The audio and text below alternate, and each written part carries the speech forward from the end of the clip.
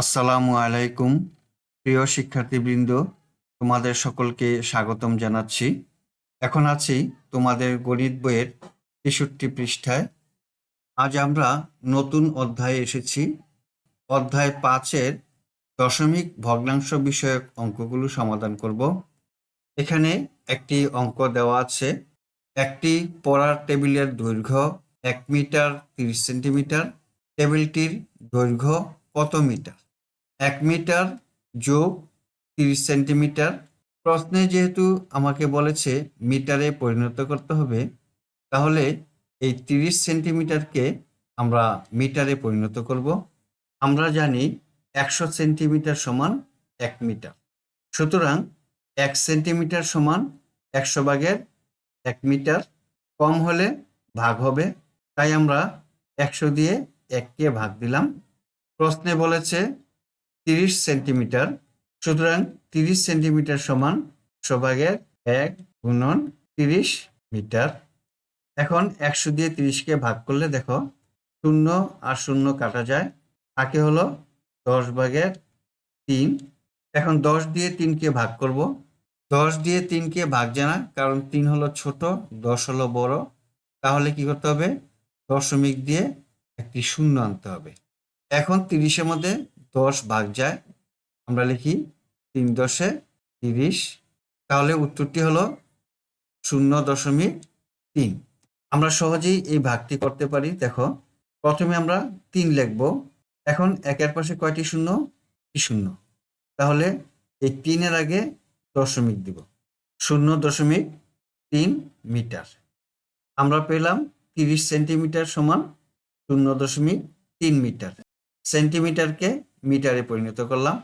এই অঙ্কটি তারা এখানে করে দেখিয়েছে। দেখো, সেন্টিমিটার সমান ১০০ ভাগের ১ মিটার। আমরা এখানে অঙ্কটি করেছি ১০০ সেন্টিমিটার সমান ১ মিটার। এই যে এখানে ১০০ ভাগের ১ মিটার। তাহলে ৩০ সেন্টিমিটার সমান আমরা করেছি ৩০ সেন্টিমিটার সমান ১০০ ভাগের এই যে ১ গুণন ১০০ ভাগের ৩০ মিটার। এখন অঙ্কটি সমাধান করি। দেখো, ১ মিটার ৩০ সেন্টিমিটার সমান ১ মিটার যোগ ৩০ সেন্টিমিটার সমান কত পেয়েছি? ০.৩ মিটার। আমরা লিখি ০.৩ মিটার। এখন ১ আর ০.০৩ যোগ করলে হয় ১.৩ মিটার। উত্তর ১.৩ মিটার। এখানে অঙ্কটি সমাধান করে দেখিয়েছে ৩০ সেন্টিমিটার সমান ১০০ ভাগের ৩০ মিটার সমান ০.৩ মিটার। টেবিলটির দৈর্ঘ্য ১ মিটার যোগ ০.৩ মিটার সমান ১.৩ মিটার। আমরা এখানে করেছি ১.৩ মিটার। এখানে ১ নম্বরে একটি প্রশ্ন দেওয়া আছে, রং করা অংশ সাধারণ ও দশমিক ভগ্নাংশে লিখি। এই টেবিলে দেখো, দৈর্ঘ্যে আছে ১০টি ঘর এবং প্রস্থেও আছে ১০টি ঘর। তাহলে ১০ গুণন ১০ সমান ১০০টি ঘর দেওয়া আছে এখানে। ক নাম্বার চিত্রের অঙ্কটি করব। এই টেবিলের মধ্যে রং করা অংশ আছে কয়টি ঘর? ১০, ২০, ৩০, ৪০, আর এখানে ৮টি, তাহলে হলো ৪৮টি। আমরা পেলাম রং করা অংশ ৪৮টি ঘর। সাধারণ ভগ্নাংশ হবে ১০০টি ঘরের মধ্যে ৪৮টি, তাহলে ১০০ ভাগের ৪৮।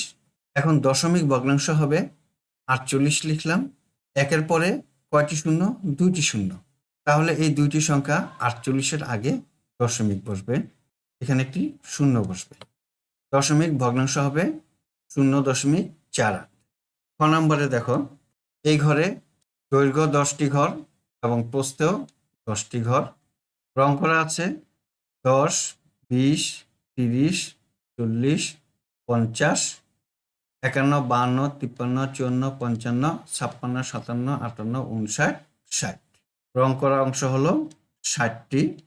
তাহলে সাধারণ ভগ্নাংশ হবে ১০০ ভাগের ৬০। দশমিক ভগ্নাংশ হবে, আমরা এখানে ৬০ লিখি। ১-এর পরে ২টি শূন্য, তাহলে ১, ২, এই ২টি সংখ্যার আগে হবে দশমিক, এখানে একটি শূন্য। দশমিক ভগ্নাংশ হলো 60। এই শূন্য আমরা না লিখলেও পারি, আমরা লিখতে পারি 0.6। গ নাম্বারে দেখো, দৈর্ঘ্যে 10টি ঘর, প্রস্থেও 10টি ঘর। এখানে 100টি ঘর আছে। 10, 20, 30, 40, 41, 42, 43, 44, 45, 46, 47, 48, 49।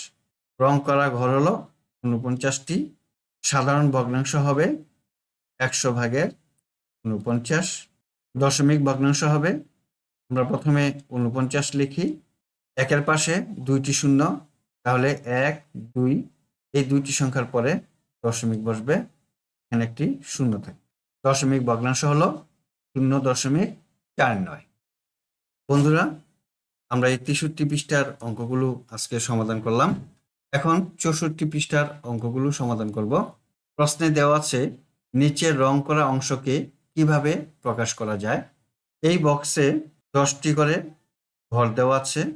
একটি ঘর রং করা, 10টি ঘরের একটি ঘর রং করা মানে 10 ভাগের 1 ভাগ।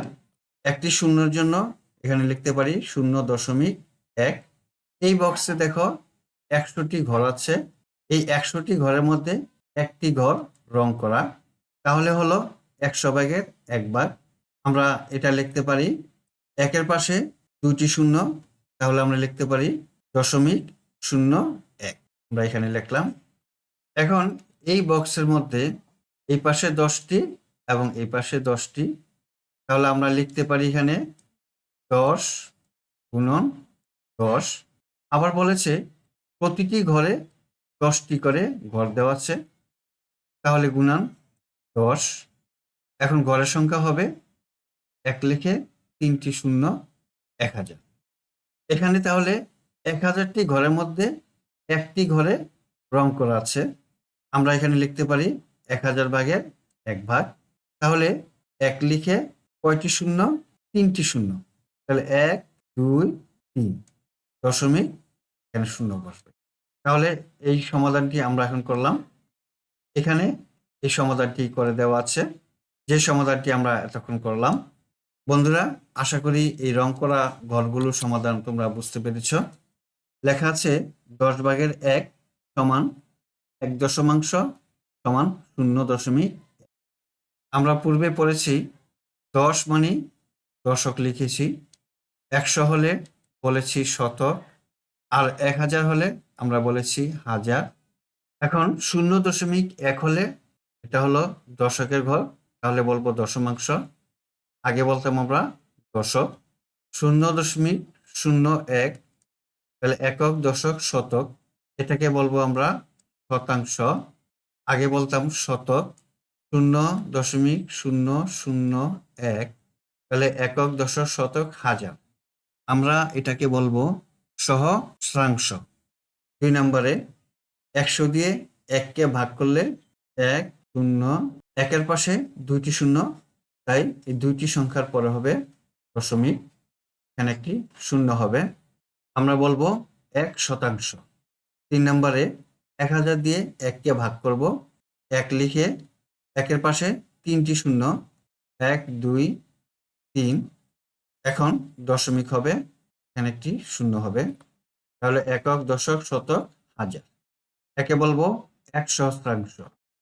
এখানে একটি অঙ্ক দেওয়া আছে, 1.235 দশমিক ভগ্নাংশের বিভিন্ন স্থানের নাম কি। এই 1 হলো একক, আমরা পর্ব হলো 1। দশমিক, দশমিককে আমরা পর্ব দশমিক। 2কে পর্ব 2 দশমাংশ, 3কে পর্ব 3 শতাংশ এবং 5কে পর্ব 5 সহস্রাংশ। 1 নম্বরের এই অঙ্কটি এখন সমাধান করব। মিতুর বাবা বাজার থেকে 250 গ্রাম আদা, 100 গ্রাম জিরা, 500 গ্রাম পেঁয়াজ এবং 375 গ্রাম রসুন কিনে আনলেন। তিনি বাজার থেকে কত কেজি জিনিস ক্রয় করলেন।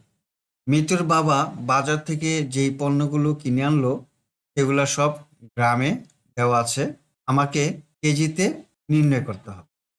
তিনি ক্রয় করলেন 250 গ্রাম, 100 গ্রাম, 500 গ্রাম যোগ 375 গ্রাম, যোগ করলে হয় 1225 গ্রাম। আমরা জানি 1000 গ্রাম সমান 1 কেজি। 1225 গ্রামকে ভেঙে নিল। 1000 গ্রাম যোগ 225 গ্রাম।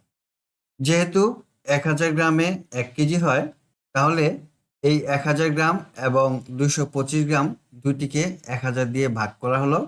ভাগ করলে দেখো 1000 আর 1000 সমান 1 কেজি। একের পাশে এখানে 3টি শূন্য, তাহলে 3টি সংখ্যা 225-এর পরে দশমিক বসবে আর এখানে শূন্য দিব। এখন 1 কেজি যোগ 0.225 কেজি যোগ করলে হয় 1.225 কেজি। তিনি 1.225 কেজি জিনিস ক্রয় করলেন। শিক্ষার্থী বন্ধুরা, আজকে তাহলে এই পর্যন্তই। তোমাদের সাথে দেখা হবে পরবর্তী ভিডিওতে। আল্লাহ হাফেজ। আসসালামু আলাইকুম ওয়া রাহমাতুল্লাহ।